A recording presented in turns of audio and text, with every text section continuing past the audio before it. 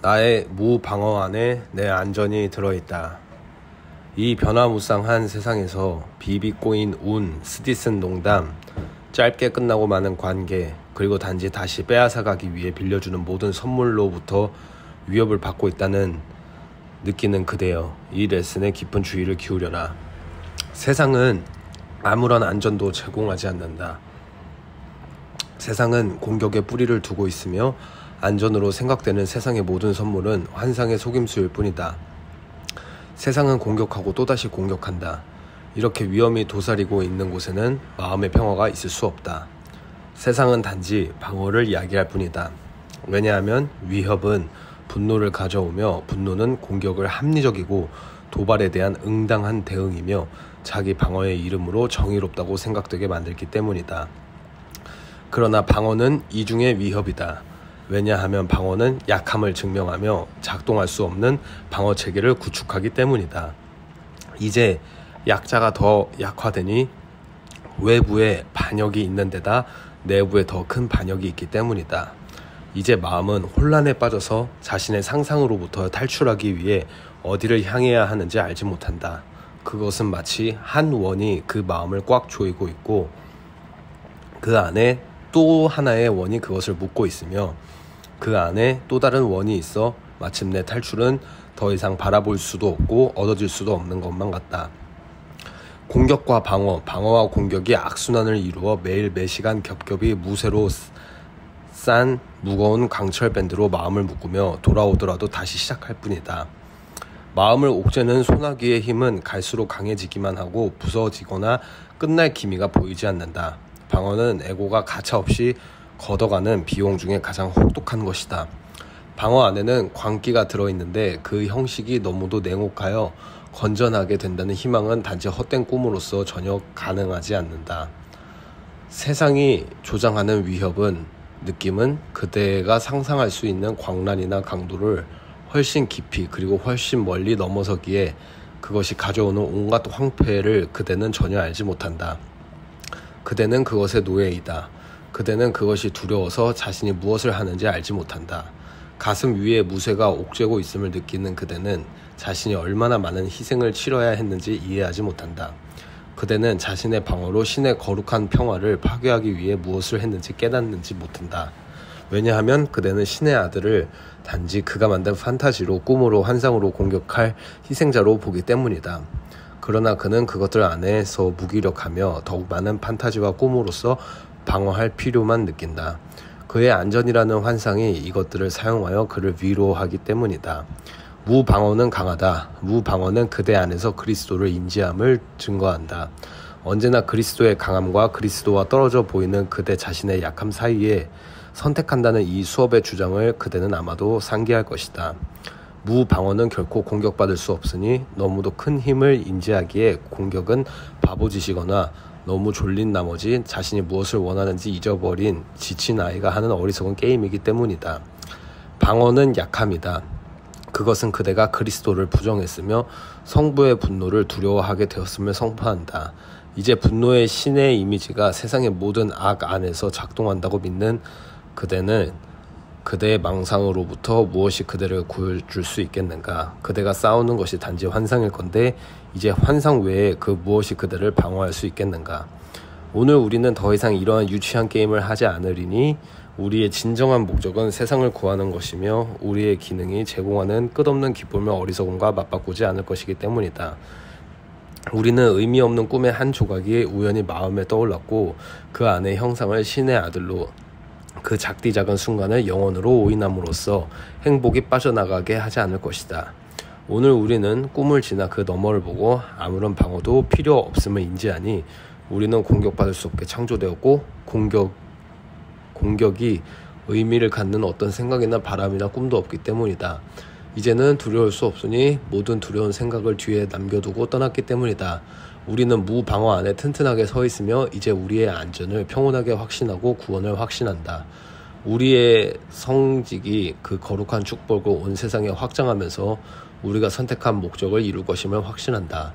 잠깐 고요하라. 그리고 침묵 속에서 그대의 목적이 얼마나 거룩한지 그대가 그 빛 안에서 아무도 건드릴 수 없을 정도로 얼마나 안전하게 쉬는지 생각해보라. 신의 성직자들은 진리가 그들과 함께 하도록 선택하였다. 누가 그들보다 더 거룩한가? 그들의 행복은 완전하게 보장됨을 누가 더 확신할 수 있겠는가? 누가 더 강력하게 보호받을 수 있겠는가? 신과 자신들의 선택으로 신께서 선택하신 사람들 가운데 있는 사람들에게 이제 어떤 방어가 필요할 수 있겠는가? 형제들로 하여금 자신들이 했던 것처럼 선택하도록 돕는 것이 신의 성직자들의 기능이다. 신께서는 모두를 선택하셨지만 신의 참뜻이 다만 자신들의 뜻임을 깨달은 사람들은 거의 없었다. 그대가 배운 것을 가르치지 못하는 동안 구원이 기다리며 어둠이 세상을 냉혹하게 가두고 있다. 그대는 자신에게 빛이 왔으며 자신의 탈출이 이루어졌을 배울 수도 없었을 것이다. 왜냐하면 모든 형제에게 빛을 주지 않는 한 그 빛을 볼 수 없을 것이기 때문이다. 그들이 그대의 손에서 그 빛을 받아갈 때 비로소 그것이 그대 자신의 것임을 인지할 것이다. 구원은 행복한 아이들이 노는 게임이라고 생각할 수 있다.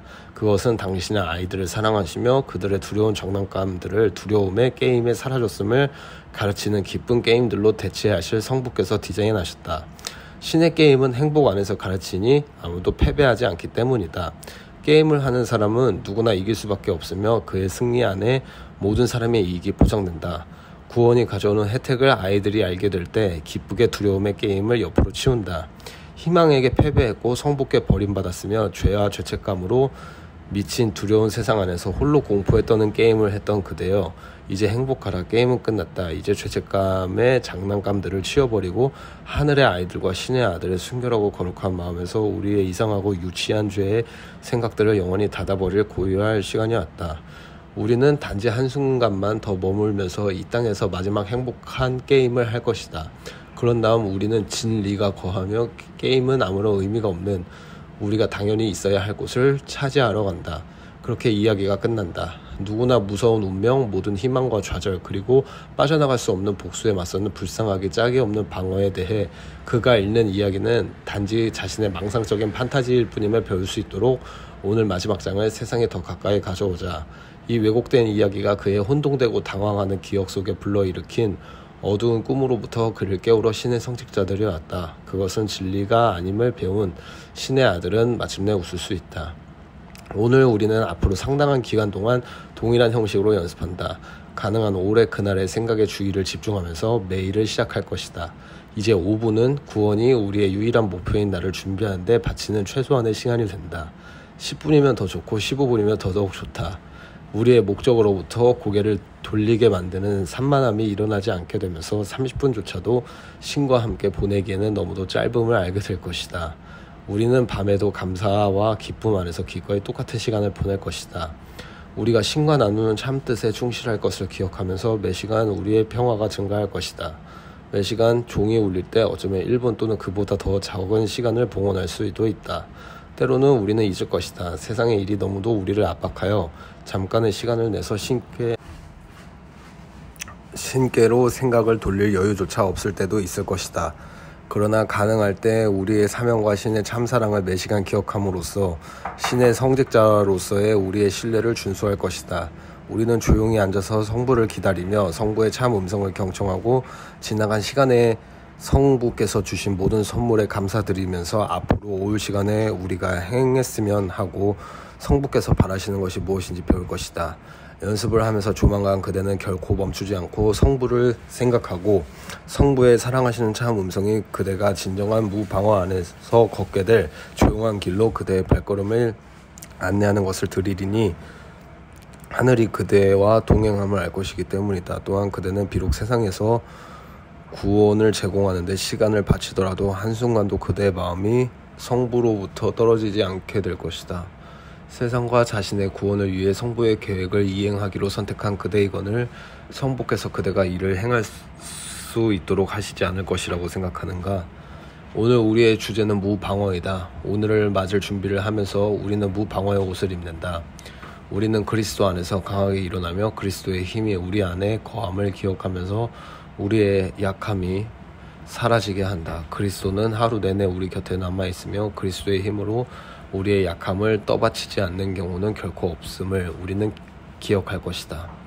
우리는 방어의 위협이 목적에 대한 확신을 약화시킨다고 느낄 때마다 그리스도의 힘을 요청한다. 그리스도가 내가 여기에 있다 라고 말을 할 때 우리는 잠깐 멈출 것이다.